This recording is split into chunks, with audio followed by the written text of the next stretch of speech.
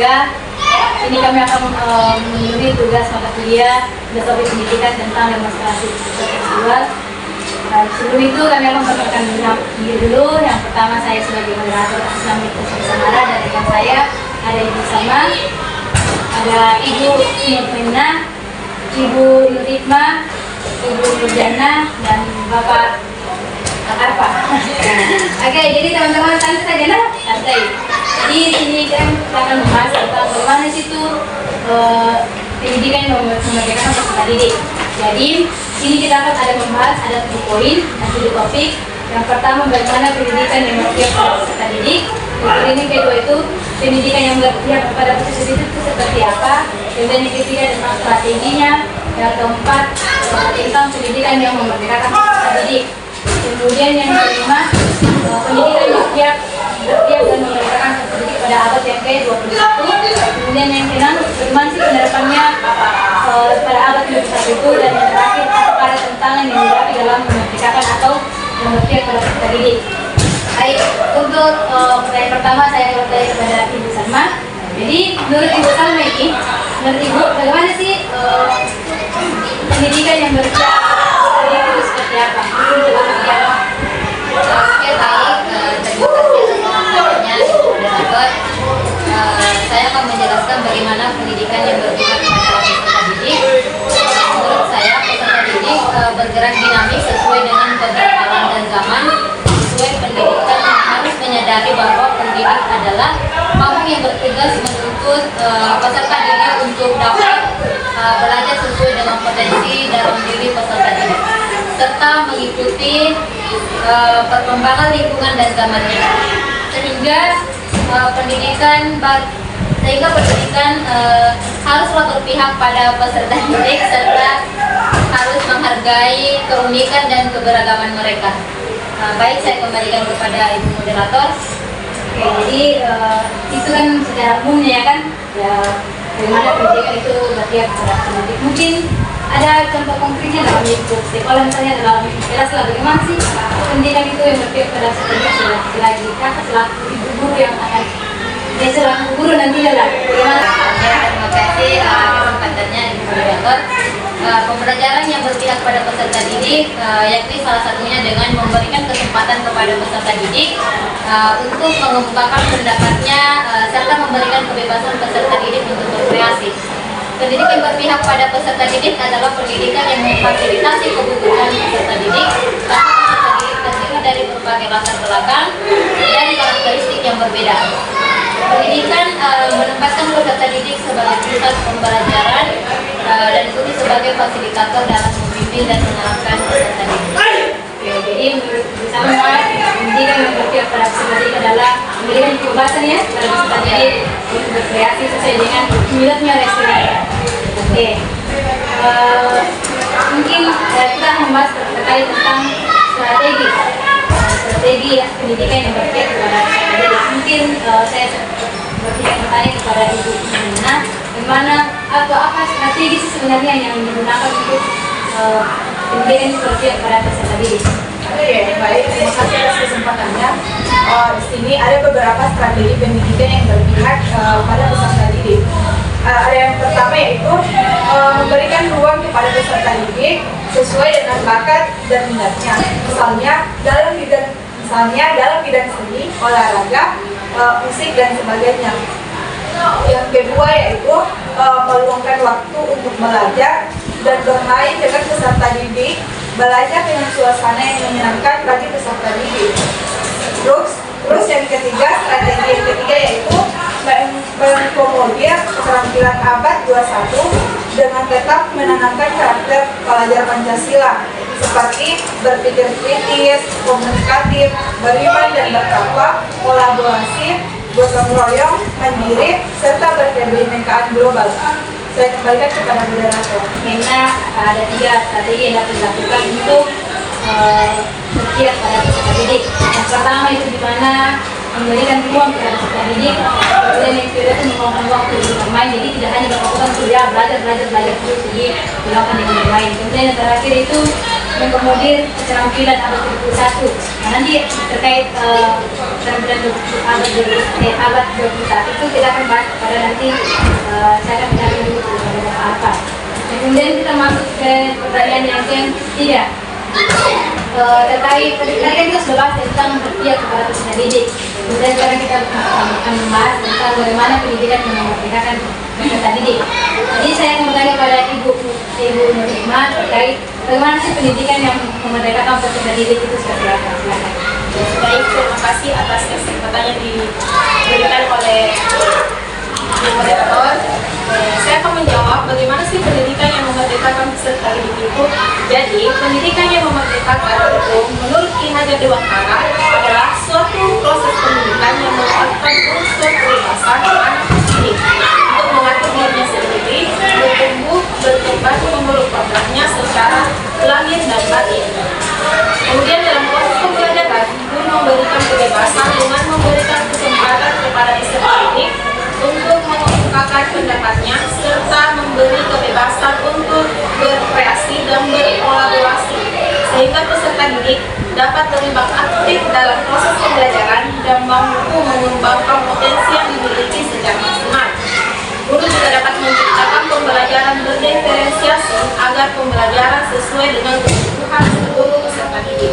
Mungkin itu saja yang dapat saya sampaikan. Saya kembalikan ke moderator. Oke, jadi terkait memerdekakan peserta didik itu bersama dengan berpihak peserta didik, yang dimana guru itu memberikan kebebasan kepada peserta didik untuk berkreasi, menyampaikan apa yang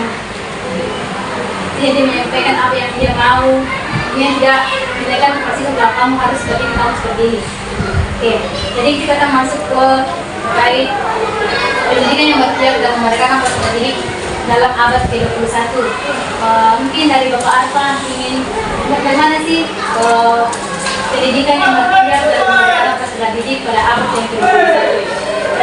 Jadi teman-teman sekalian kita pahami bahwasannya pada mata kuliah filosofi pendidikan ini terutama pemikiran yang telah disampaikan atau pernah diputuskan oleh Ki Hajar Dewantara bahwasanya pendidikan itu harus menyesuaikan dengan kodrat alam dan juga kodrat zaman individu, kodrat zamannya anak, kodrat zamannya peserta didik. Sedangkan ketika kita membahas tentang pendidikan yang berpihak dan memerdekakan peserta didik dalam abad ke-21 itu termasuk ke dalam mengikuti perkembangan kodrat zaman peserta didik, sehingga ini harus dipahami oleh para pemilik kebijakan atau termasuk di dalamnya adalah seorang guru. Seorang guru itu harus bisa memahami tentang di mana peserta didik ini berada, di zaman di mana peserta didik ini berada. Nah, sekarang kita tahu bahwasanya zaman sekarang itu berada pada abad ke-21, di mana perkembangan teknologi itu tidak bisa kita hindari, akan tetapi kita selaku guru hendaknya kita memfasilitasi peserta didik untuk bisa menguasai teknologi itu dalam rangka perkembangan belajar mereka. Kemudian pendidikan pada abad ke-21 teman-teman sekalian rasanya itu berfokus untuk bagaimana supaya peserta didik itu bisa memiliki keterampilan yang dimana di sini ada 4 jenis keterampilan. Yang pertama itu adalah critical thinking atau berpikir kritis, kemudian yang kedua ada creativity atau bagaimana seorang pendidik itu bisa memiliki kreativitas dalam pembelajaran. Kemudian communication atau berkomunikasi, bagaimana peserta didik itu bisa menguasai komunikasi atau bisa berinteraksi dengan baik. Kemudian yang terakhir itu adalah bagaimana seorang peserta didik ini bisa diarahkan untuk saling bekerja sama, dan yang paling penting adalah bagaimana peserta didik ini bisa menguasai teknologi di zaman atau di abad ke-21. Saya kira cukup untuk pembelajaran abad ke-21. Mungkin masih ada yang ditanyakan. Itu kan terkait pendidikan berpihak kepada pendidikan berpihak dan mereka peserta didik dalam abad ke-21. Mungkin ada penerapannya pembelajaran abad ke-21 itu seperti apa? Mungkin penerapannya. Ya, jadi di dalam di abad ke-21 itu pembelajaran memerdekakan peserta didik bisa diterapkan dengan Yang pertama itu guru bisa atau guru itu diharapkan bisa merancang pembelajaran yang dapat mengakomodasi semua peserta didik sesuai dengan kebutuhan mereka, sesuai dengan karakter peserta didik masing-masing. Ya, salah satu caranya adalah dengan menerapkan pembelajaran berdiferensiasi.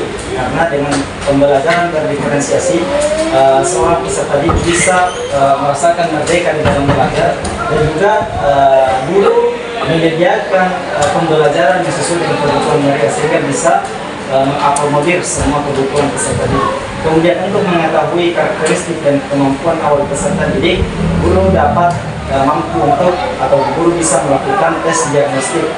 Tes diagnostik yang dimaksud di sini adalah memberikan tes awal, ya, kemampuan awal dari peserta didik. Kemudian memberikan pertanyaan pemantik kepada peserta didik pada saat proses pembelajaran, memberikan stimulus, motivasi juga kepada peserta didik. Kemudian guru juga tidak lupa untuk memberikan atau melakukan refleksi pembelajaran dan mengevaluasi semua pembelajaran yang telah dilakukan di dalam kelas. Itu semua dilakukan untuk supaya tujuan pembelajaran itu bisa dicapai oleh peserta didik. Saya rasa seperti itu. Oke, terima kasih. Jadi satu contoh penerapan yang dapat kita lakukan terkait pembelajaran peserta didik dengan menerapkan pembelajaran diferensiasi. Jadi kan teman-teman rekan-rekan saya sudah mengetahui bahwa pembelajaran diferensiasi itu seperti apa, karena kan terjadi di mata kuliah di kampus. Nah, kan otomatis ketika kita menerapkan sesuatu pasti ada tantangan yang kita hadapi. Nah, mungkin ini terkait tantangan dalam menerapkan pembelajaran yang memerdekakan peserta didik. Saya akan bertanya kepada Ibu Diana, bagaimana sih tantangannya? Mungkin ada kendala yang Ibu hadapi dalam menerapkan pembelajaran yang memerdekakan peserta didik. Silakan. Ya, baik. Kalau berbicara tantangan, ada beberapa tantangan yang menjadi yang kita dapatkan ketika menerapkan praktik pembelajaran yang memerdekakan peserta didik, terutama pada abad ke-21. Salah satu tantangan yang pernah saya temui yaitu beberapa siswa masih merasa bahwa melakukan hal-hal baru terkait dengan pembelajaran di kelas itu sedikit memberatkan, mungkin karena siswanya belum terbiasa, atau pada penerapan pembelajaran sebelumnya berbeda dengan penerapan pembelajaran yang ada saat ini. Ya, itu salah satu tantangannya.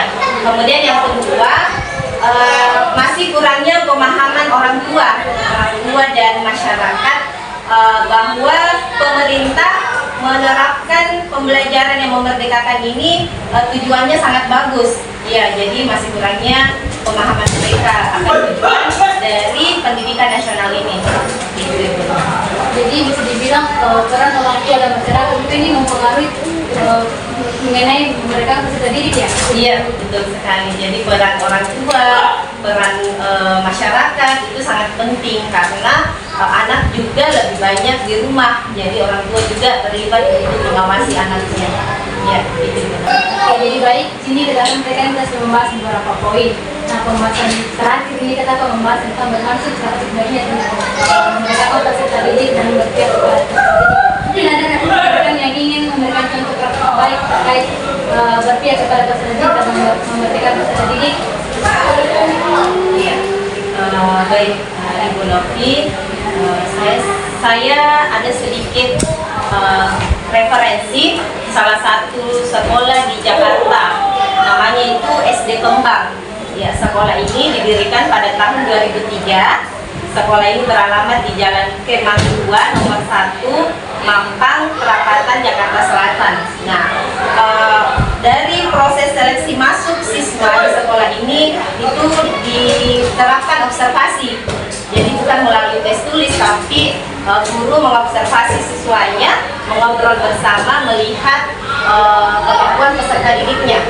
Nah, kemudian salah satu keunggulan dari sekolah ini di mana sekolahnya menerapkan proyek based learning dalam pembelajaran.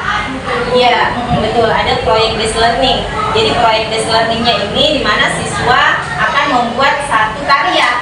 Misalnya salah satu contohnya karya dalam setiap pembelajaran.